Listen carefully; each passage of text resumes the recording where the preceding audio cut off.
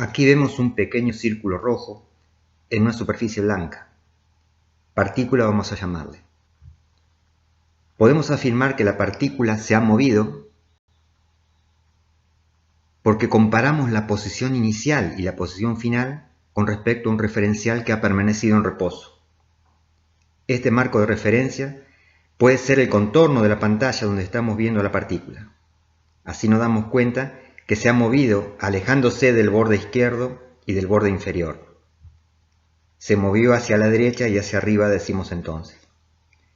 Si la superficie blanca fuera un plano infinito y la partícula el único objeto sobre él, la única forma de describir el movimiento sería respecto a nosotros, situados como observadores, dificultándose así la descripción del movimiento. Entonces, cuando pretendemos describir cuantitativamente el movimiento de un objeto, es necesario la elección de un sistema de referencia. Si el movimiento es en un plano, un sistema de referencia lo representamos con un par de ejes perpendiculares llamado sistema cartesiano. A un eje le llamamos X, generalmente horizontal, o eje de las abscisas, y al otro Y, o eje de las ordenadas.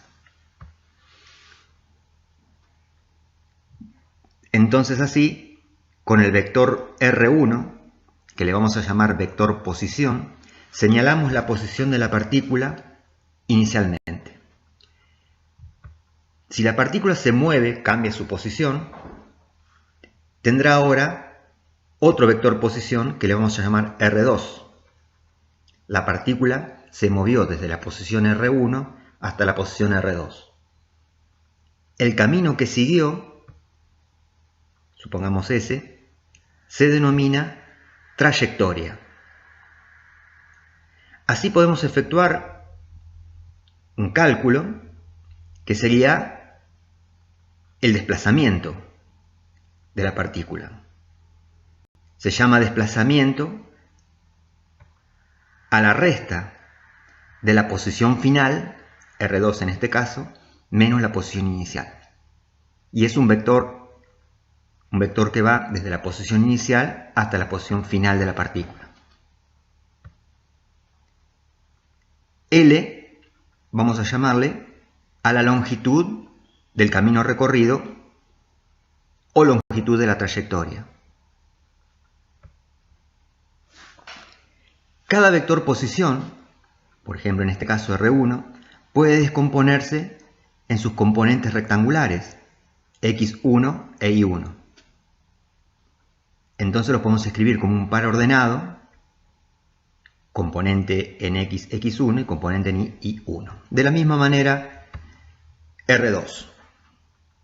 Por lo tanto, si tenemos el vector escrito como un par ordenado, el desplazamiento es la resta de los dos, realizada componente a componente.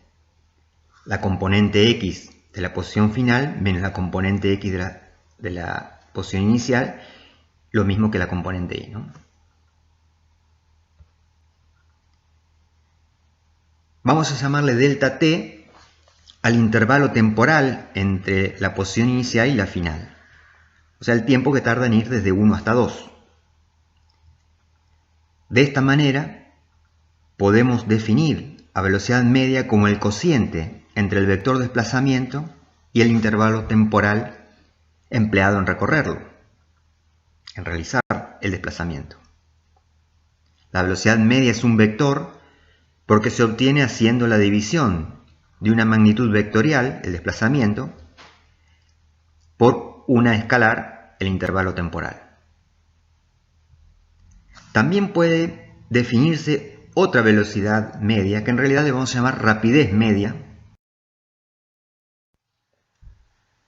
Ninguna de las magnitudes definidas anteriormente, velocidad media y rapidez media, nos habla de la velocidad que llevaba la partícula en un punto cualquiera de su trayectoria. Por ejemplo, S. Estamos interesados en saber qué velocidad lleva en cada punto de la curva que describe. Entonces, si en un instante dado se encuentra en esa posición, r de t es su vector posición, podemos suponer que tarda un intervalo de tiempo delta t en moverse hasta esta nueva posición. Si restamos los dos vectores, obtendremos el desplazamiento en ese intervalo. Y por lo tanto, podemos hacer el cociente desplazamiento sobre intervalo de tiempo y obtener así el vector velocidad media, que sería ese. Bien, pero seguimos hablando de una velocidad media en un intervalo dado. Vamos a tomar ahora un intervalo más pequeño de tiempo, por lo tanto la partícula se encontrará más cercana al punto donde queremos calcular la velocidad. Por ejemplo, esa es la posición para un nuevo intervalo delta t más pequeño que el anterior. Ese será el desplazamiento y por lo tanto esa será la velocidad media. Si comparamos qué le ocurre al vector velocidad media para los dos intervalos, vemos que cuando el intervalo es más pequeño, el vector velocidad media se va acercando a la curva. Intuitivamente, podemos suponer que si delta t lo hacemos cada vez más cercano a cero, el vector terminará siendo tangente a la curva. Ese vector tangente a la curva se denomina velocidad instantánea.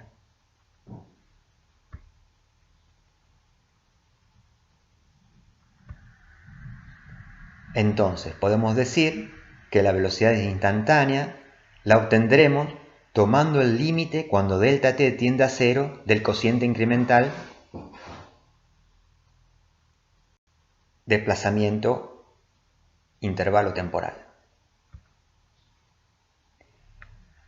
La velocidad instantánea, entonces, por la definición de ese límite particular, es la derivada del vector posición respecto al tiempo.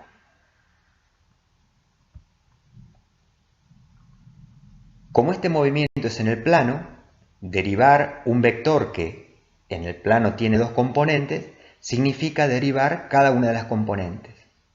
Entonces, el vector velocidad instantánea tendrá una componente que es la derivada de la posición en x respecto al tiempo y una segunda componente que es la derivada de la posición en y respecto al tiempo.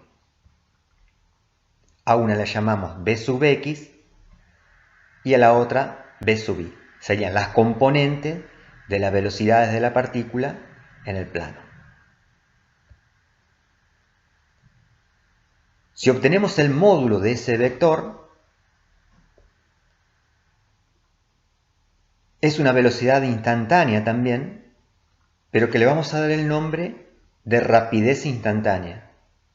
Dejamos el nombre de velocidad al vector, que tiene un vector como todos los vectores, módulo, dirección y sentido, mientras que al módulo solo le llamamos rapidez.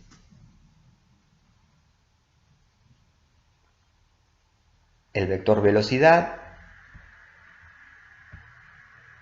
y sus dos componentes b sub x y b sub y.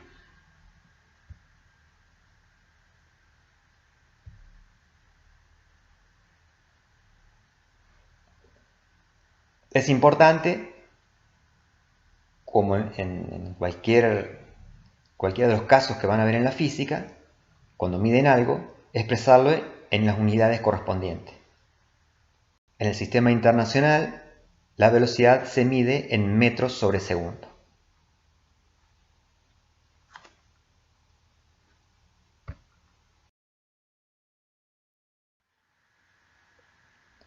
Decíamos entonces que el vector velocidad es un vector tangente a la trayectoria.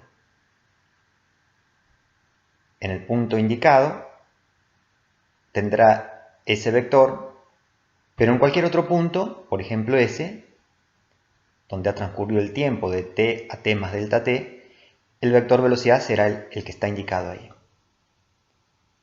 Evidentemente, la velocidad ha cambiado, aunque la rapidez sea la misma. Recuerden que dijimos que la velocidad es un vector y se ve claramente que el vector no tiene la misma dirección y sentido, por lo tanto hay un cambio en la velocidad, aunque su módulo haya sido constante, rapidez constante. A este cambio en la velocidad, si consideramos el intervalo delta t y hacemos el cociente de la variación de la velocidad en ese intervalo, le llamamos aceleración media. Si estamos interesados en obtener la aceleración en un punto dado, deberíamos hacer un proceso similar al que hicimos para la velocidad. Ir tomando intervalos delta t cada vez más cercanos a cero y en el límite, cuando delta t tiende a cero, entre la variación de velocidad y delta t, obtenemos la aceleración instantánea. Ese límite es la definición de derivada, por lo tanto la aceleración instantánea es la derivada de la velocidad respecto al tiempo. La aceleración, al estar considerando un movimiento en el plano, tiene dos componentes, y esas dos componentes las llamaremos a sub x y a sub y. La magnitud de aceleración en el sistema internacional se mide en metros sobre segundo al cuadrado.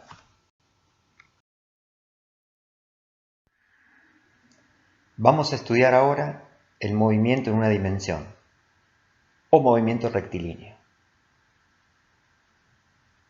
Solamente tendremos un eje, será suficiente con ello, que vamos a llamar eje X.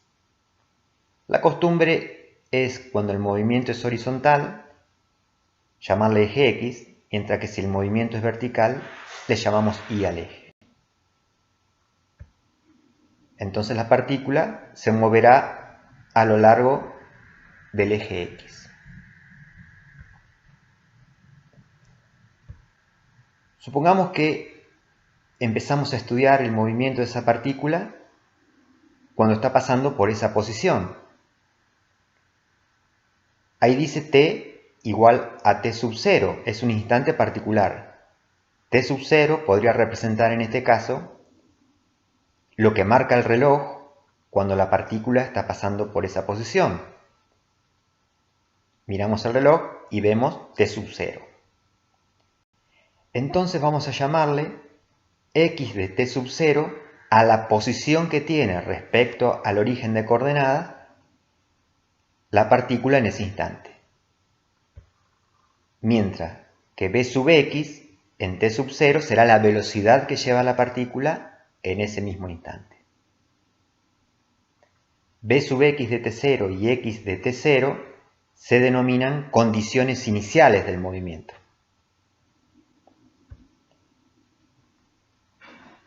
En particular nos vamos a enfocar en el movimiento rectilíneo con aceleración constante. Y vamos a hallar la ecuación que nos dé la velocidad y la posición en función del tiempo. Algunos autores le llaman a estas dos ecuaciones ecuaciones horarias. Entonces, a sub x será constante y conocida. Según la definición de aceleración, a sub x es la derivada de la velocidad respecto al tiempo. En este caso, solamente una componente. Bien, si multiplicamos ambos miembros de esta ecuación por diferencial de t, el de t, es equivalente a pasar de t multiplicando a sub x, quedando esa expresión así. Diferencial de b sub x es igual a sub x por diferencial de tiempo. Si integramos ambos miembros de la igualdad, eligiendo los extremos de la integral de manera que sean correspondientes, esto quiere decir que en el instante t0 la velocidad que le corresponde es v sub x de t0. En el extremo superior, para un instante cualquiera t, le corresponderá una velocidad v sub x de t. Queremos hallar esa v sub x de t que significa o representa la velocidad en cualquier instante t del movimiento. Como a sub x es constante, puede salir fuera de la integral y efectuando entonces la integración en ambos miembros y despejando v sub x en función del tiempo se obtiene la expresión que estábamos buscando. Esta expresión nos da la velocidad que tendrá la partícula en cualquier instante t conocida en el instante inicial t sub 0 y la velocidad en ese instante. Ahora vamos a obtener la posición en función del tiempo para esa partícula. Partimos de la definición de velocidad, que en una dimensión sola es la derivada de la posición en x en este caso respecto al tiempo. De la misma manera, podemos multiplicar ambos miembros por diferencial de t, quedando esa expresión así como la ven. Ahora, v sub x de t es conocida, es la que dedujimos anteriormente. Por lo tanto, reemplazando la v sub x de t obtenida en esta expresión, queda esa igualdad de esta manera. Que luego integrando entre extremos correspondientes también, para t0 le corresponde la posición en ese instante y para un t cualquiera la posición que andamos buscando para cualquier instante t. Efectuando la integral y reordenando los términos de la ecuación, se obtiene la posición en función del tiempo.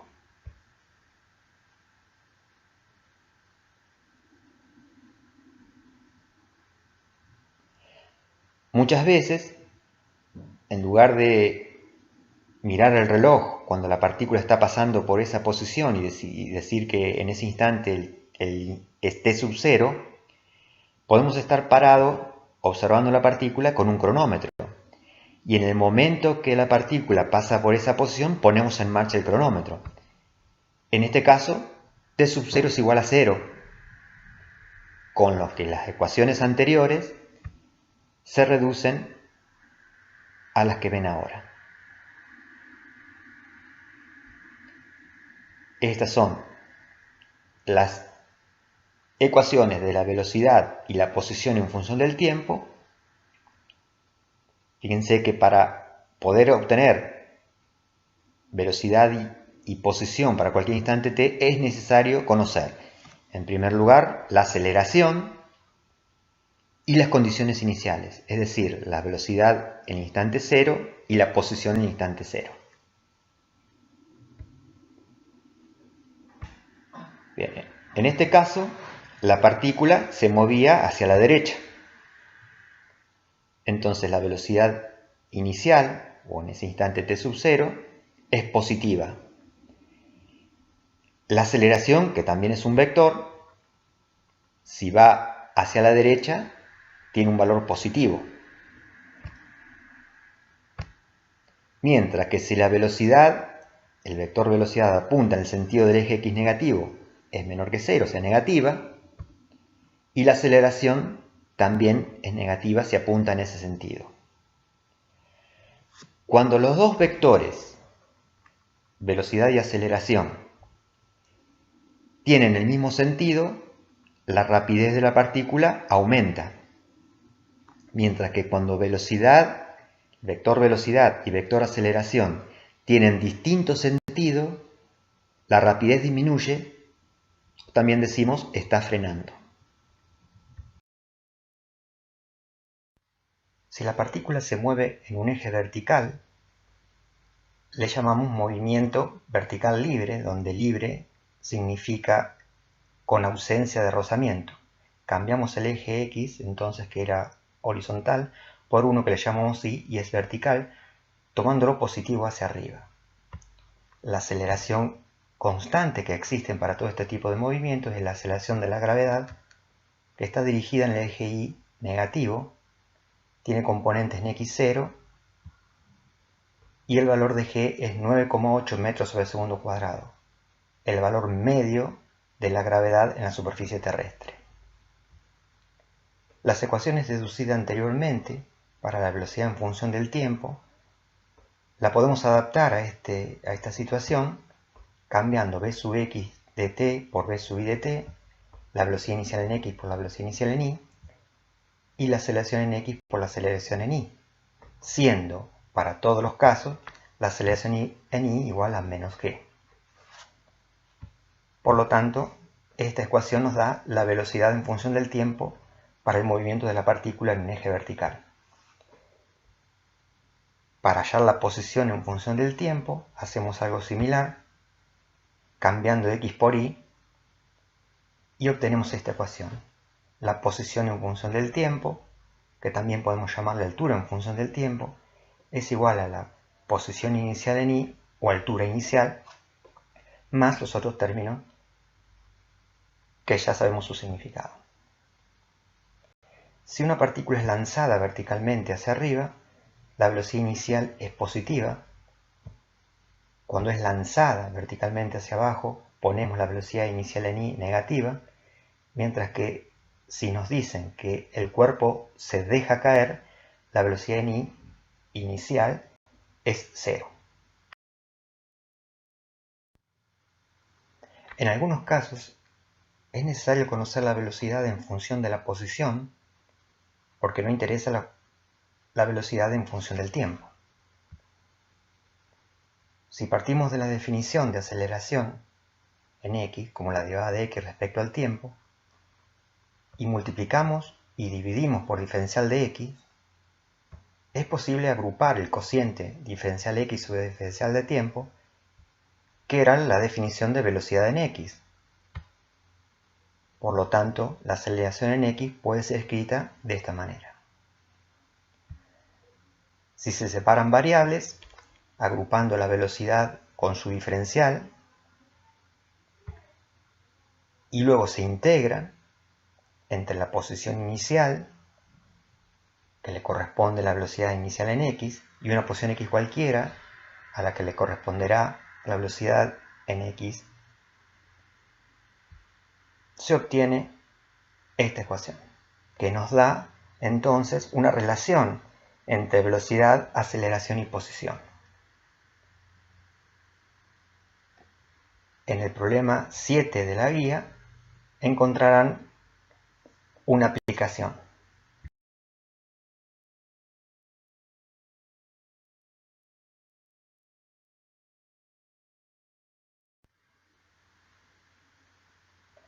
Un automóvil sube una pendiente a la velocidad constante de 40 km por hora y retorna cuesta abajo al mismo punto de partida a la velocidad de 60 km por hora.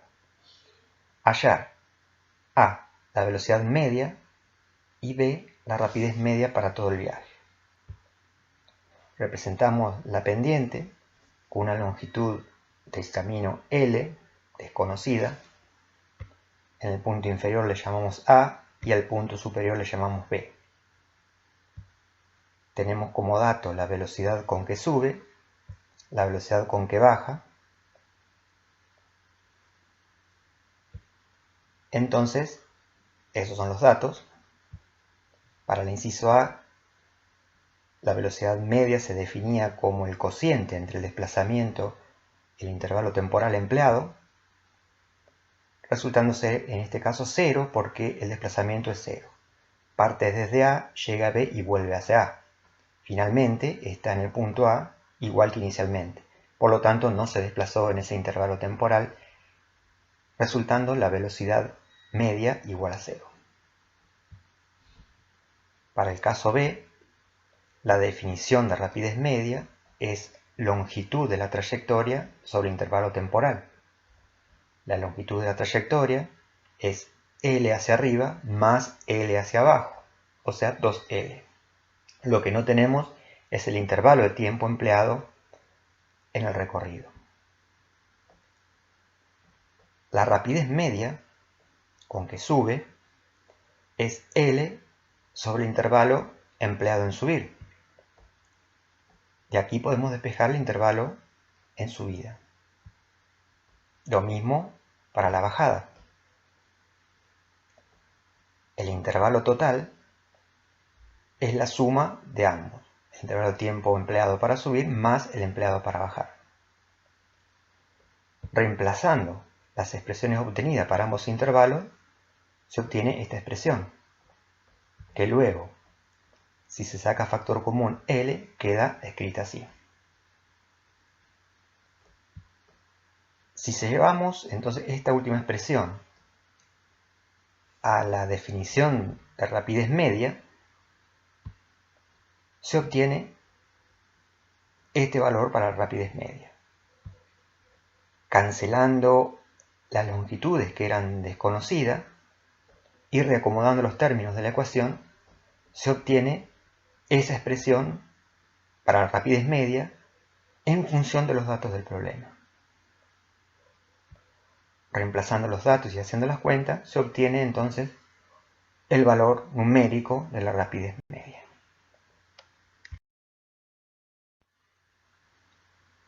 Problema 2. A las 9 horas pasa por azul un vehículo a 80 km por hora dirigiéndose hacia Tandil, distante 100 km. 15 minutos después pasa por Tandil hacia azul otro vehículo a 90 km por hora. Determinar a qué hora y a qué distancia de azul se encuentra.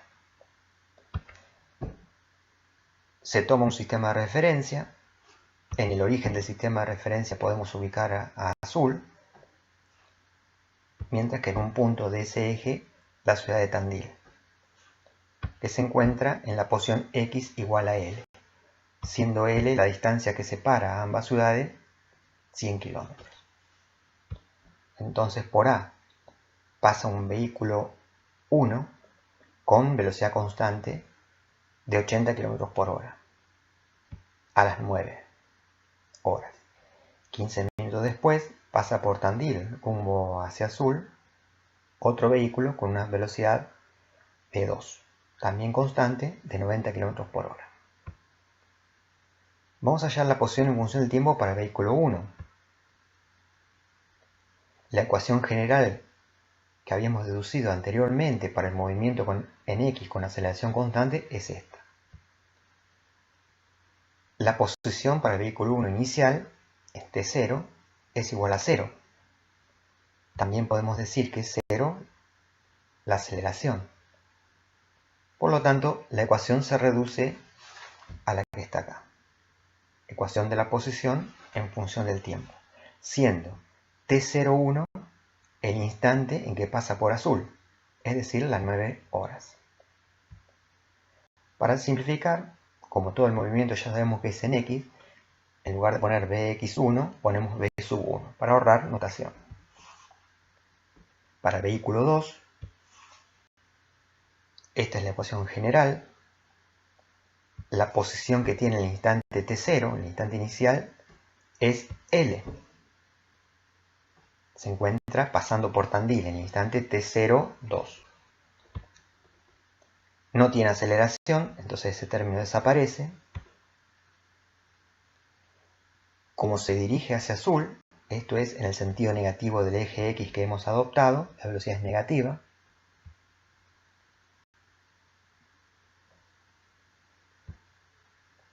Y teniendo en cuenta que el tiempo inicial, el t sub 0, es t02 para distinguirlo del otro.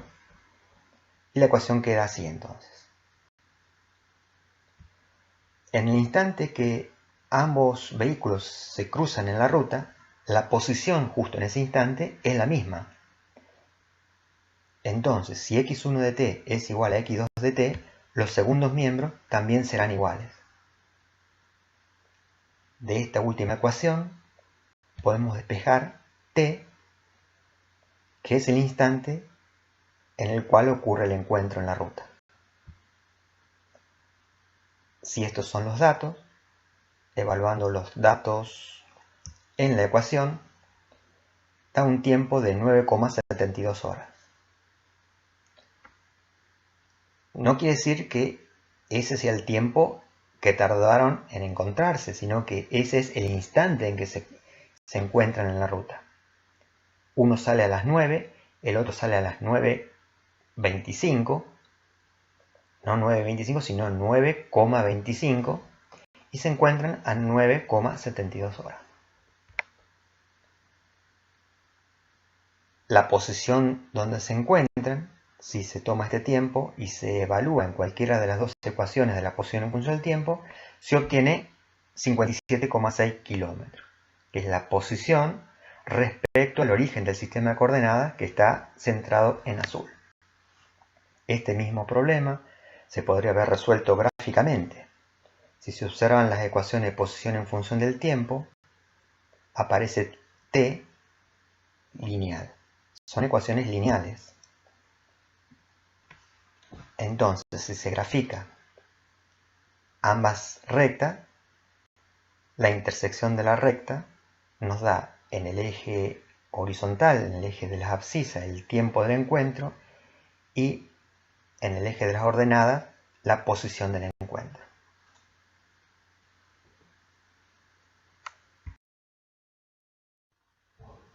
Problema 3. En una carretera seca, un automóvil con buenas cubiertas puede frenar con una desaceleración de 4,92 metros sobre segundo cuadrado. A. ¿Cuánto tiempo le lleva a tal automóvil que viaja a 24,6 metros sobre segundo llegar al reposo? B. ¿Cuánto se desplaza en ese tiempo? Acá podemos partir de la ecuación de la velocidad en función del tiempo, donde aparece la aceleración, que es conocida, la velocidad inicial, que es conocida, el tiempo que estamos buscando, y aparece la velocidad en el instante t. Pero si nosotros queremos conocer el tiempo o el instante en el cual se detiene, precisamente esa velocidad es 0. Por lo tanto, se puede despejar el tiempo de esta ecuación y con los datos del problema se obtiene 5 segundos. Entonces le llega 5 segundos al automóvil hasta llegar al reposo. Para obtener cuánto se desplaza en ese tiempo, vamos a la ecuación de posición en función del tiempo, ponemos la posición inicial 0, hemos elegido implícitamente un sistema de referencia donde el 0 del sistema se encuentra en la posición donde se encuentra el auto cuando comienza a frenar.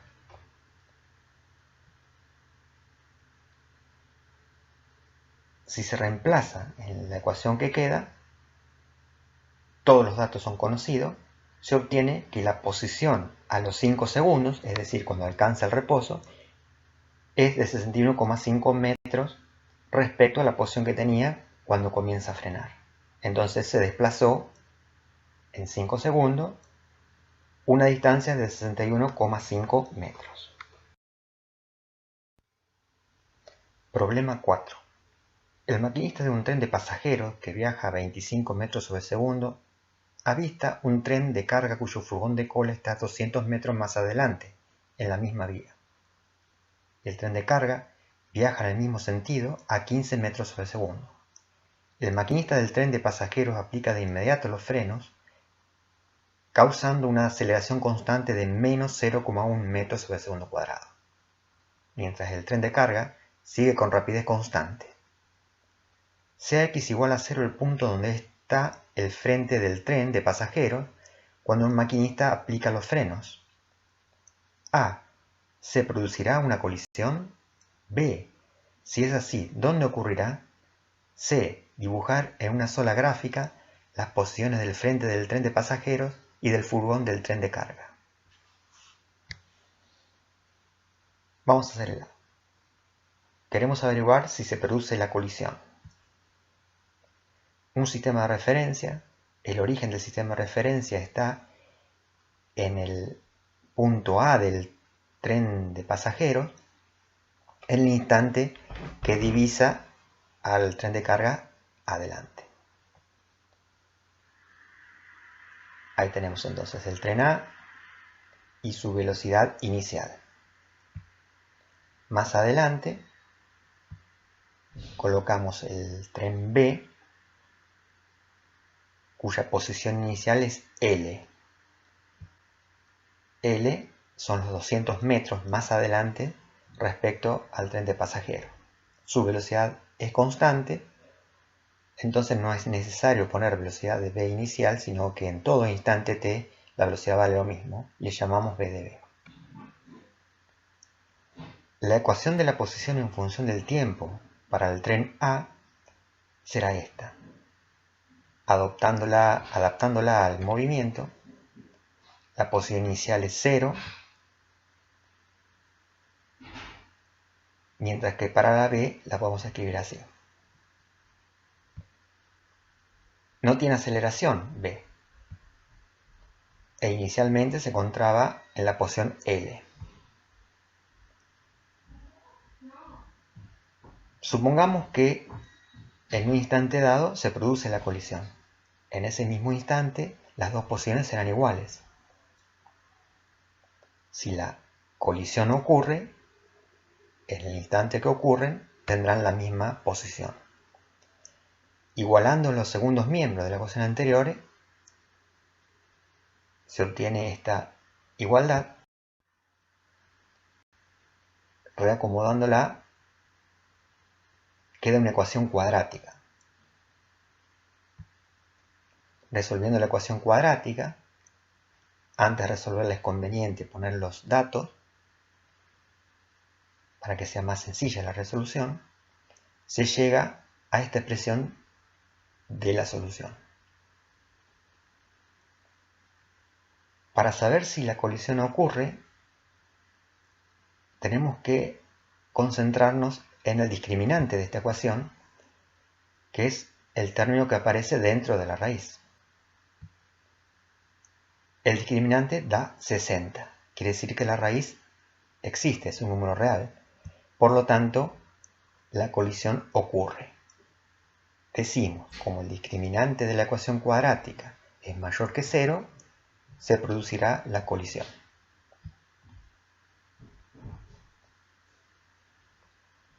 Si se resuelve la ecuación cuadrática completa, se obtienen dos valores. La colisión puede ocurrir en el instante 22,54 segundos o en el instante 177,54 segundos. Evidentemente no pueden colisionar dos veces. La colisión ocurrirá en el tiempo menor.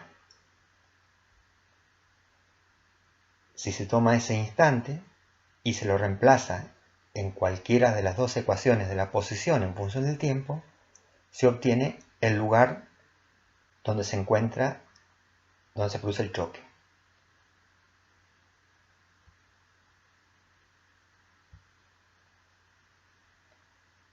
La representación gráfica de posición en función del tiempo para el tren A y el tren B es la siguiente.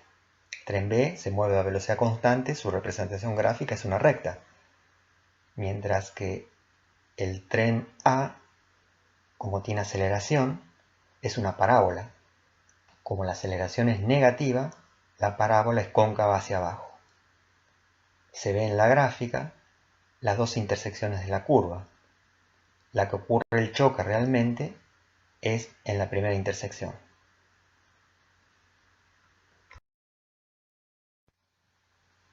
Problema 5.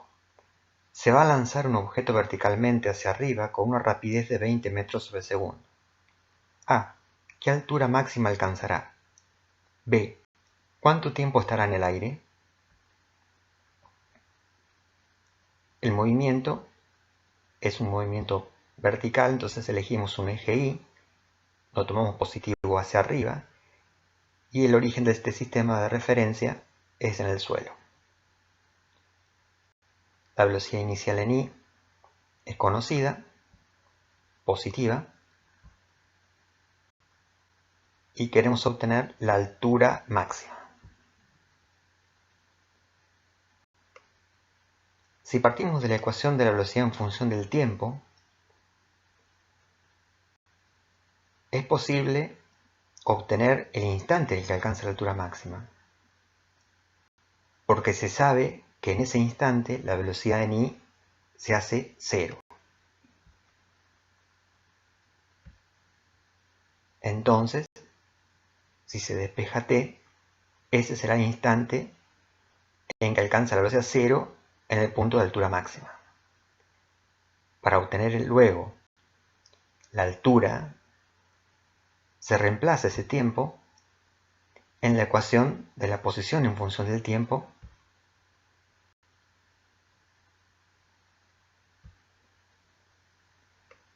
sabiendo que la posición inicial o altura inicial es 0. Cuando reemplazamos t, la i de t ya no es cualquiera, sino que es lo que llamamos h, o altura máxima. Haciendo la sustitución, el tiempo queda esa ecuación.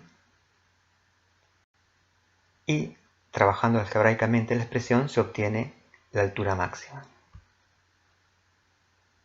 Reemplazando los datos en esta ecuación, se llega a una altura máxima de 20,4 metros.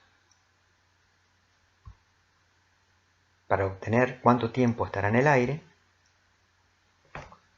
podemos partir de la ecuación de posición en función del tiempo, y sabemos que cuando regresa al suelo, i nuevamente vale 0. Por lo tanto, hay que resolver esta ecuación. Observen que t se ha extraído como factor común.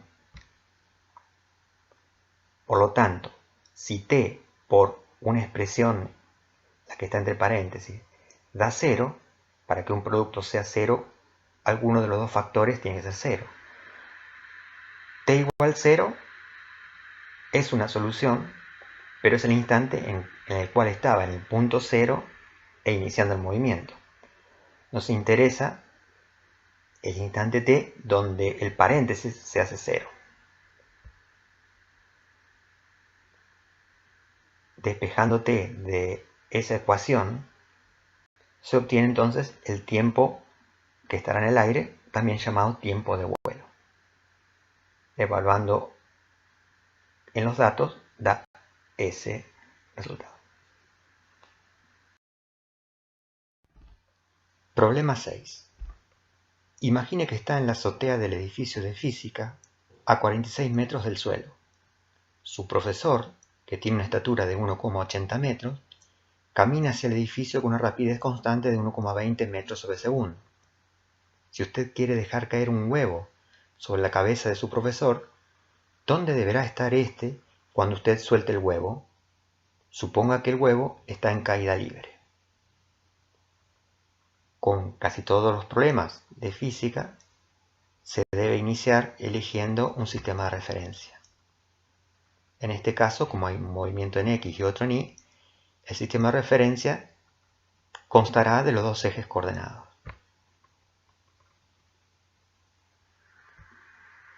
H, la altura desde donde caerá el huevo.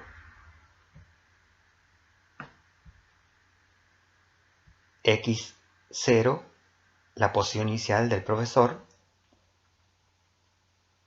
que es lo que andamos buscando. ¿Dónde deberá estar inicialmente para que cuando arrojemos el huevo o lo dejemos caer, caiga justo sobre su cabeza? H es la altura del profesor y ahí está el huevo pegándole en la cabeza. Para la caída libre del huevo, podemos partir de la ecuación general de la posición en función del tiempo para un movimiento vertical. Y inicial será H mayúscula. Como se deja caer el huevo, no es arrojado, sino que se lo deja caer, parte del reposo, entonces la velocidad inicial es 0. La ecuación se reduce a esta. para la posición del profesor, él se mueve en el eje X, no tiene aceleración, se mueve con velocidad constante, y la velocidad inicial en X la podemos llamar v porque es constante, pero sí hay que tener en cuenta que es negativa, se mueve en el sentido del eje X negativo. Bien, de esta ecuación, cuando el profesor llega a la vertical del movimiento del huevo, la posición de él será x de t igual a 0, por lo que despejamos el tiempo o el instante en el cual se encuentra justo con el huevo. No se puede hacer ninguna cuenta porque la posición inicial es lo que andamos buscando precisamente. Pero ese tiempo es el mismo que tiene el huevo para ir desde la mano del estudiante hasta la cabeza del profesor. Entonces, si se lo reemplaza en esta ecuación, queda esta otra ecuación. Se obtiene una nueva ecuación donde h minúscula es la altura del profesor. Despejando x0, se obtiene entonces la posición donde deberá estar para que al soltar el huevo le pegue en su cabeza. Con los datos del problema se obtiene 3,6 metros. Problema 7. El siguiente gráfico representa el movimiento de una partícula en una trayectoria rectilínea.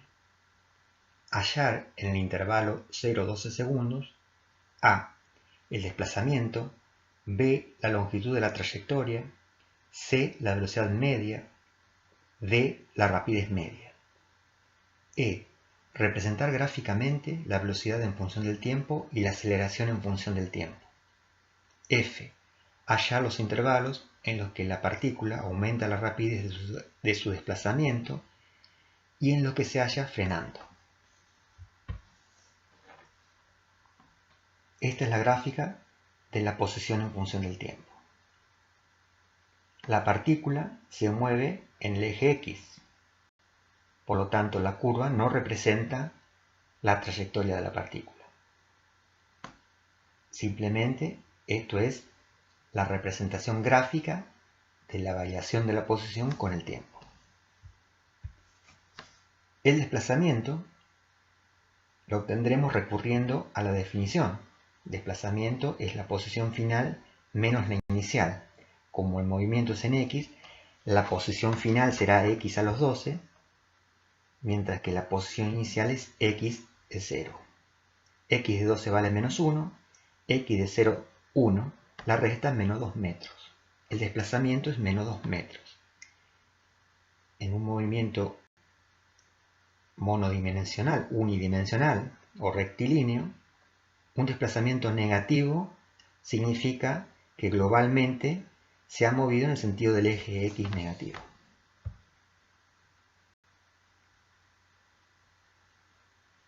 Es el desplazamiento que se observa en rojo. Para obtener la longitud de la trayectoria, tenemos que tener en cuenta que recorre un tramo desde x igual a 1 hasta x igual a 3,5, es decir, 2,5 metros. Desde allí se mueve hasta x igual a menos 2, o sea, recorre 5,5 metros. Y finalmente se mueve en el sentido del eje positivo 1 metro. La suma de las distancias recorridas da la longitud de la trayectoria y es de 9 metros.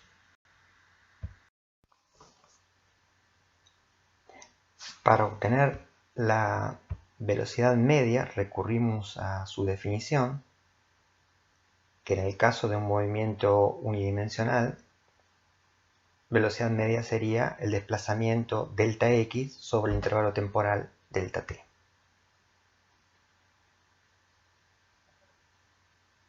el resultado numérico para nuestro caso es menos 0,167 metros sobre segundo. La rapidez media se define como la longitud de la trayectoria sobre el intervalo temporal,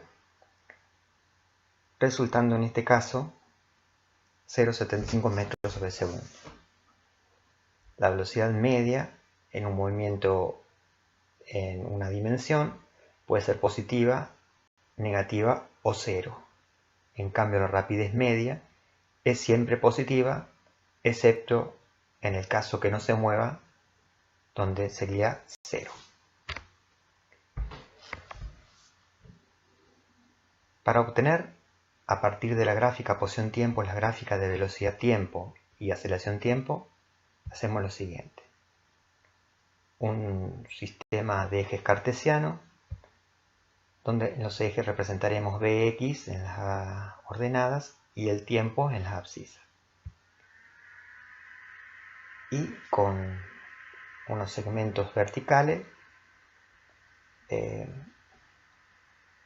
se correspondan con los de la gráfica de arriba, marcamos los instantes donde ocurre algo notable. La gráfica en posición-tiempo pasa, por ejemplo, en el instante t igual a 2 de ser una recta a ser una parábola.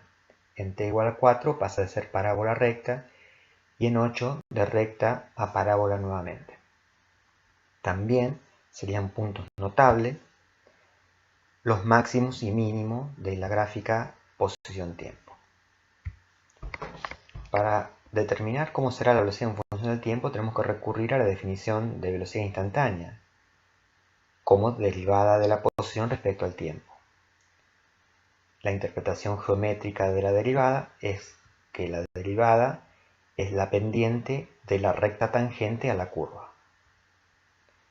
Entonces, si en el intervalo 0,2 segundos tenemos una recta, la derivada de una recta es igual al valor de su pendiente y además es constante.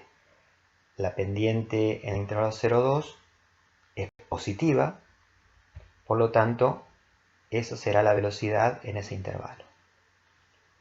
En el intervalo 2,4 tenemos como posición-tiempo una parábola.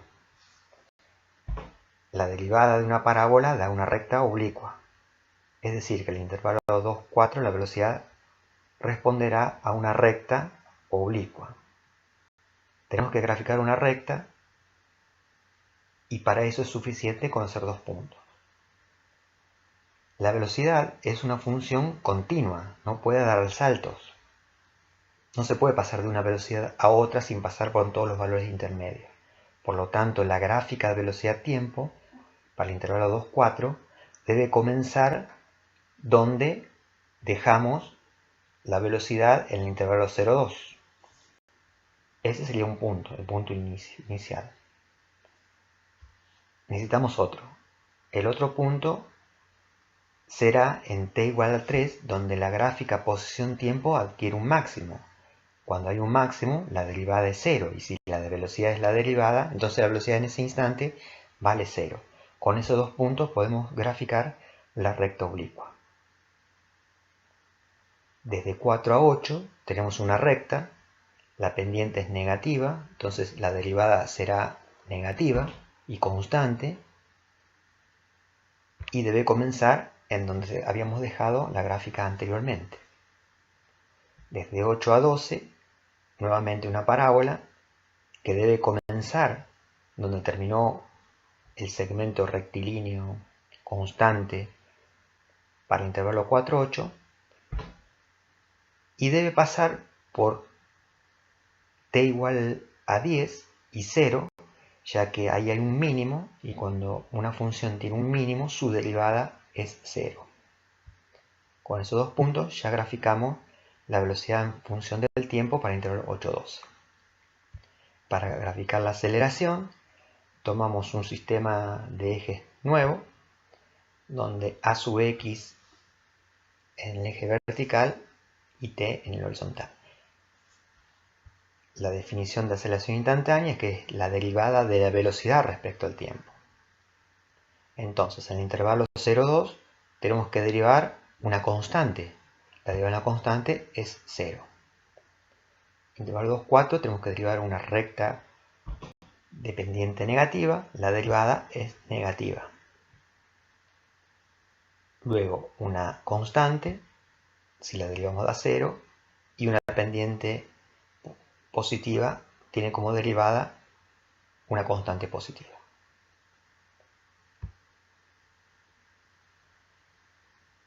Para determinar los intervalos donde la partícula aumenta la rapidez, debemos recordar que para que esto ocurra, el signo de la velocidad y el signo de la aceleración deben ser iguales.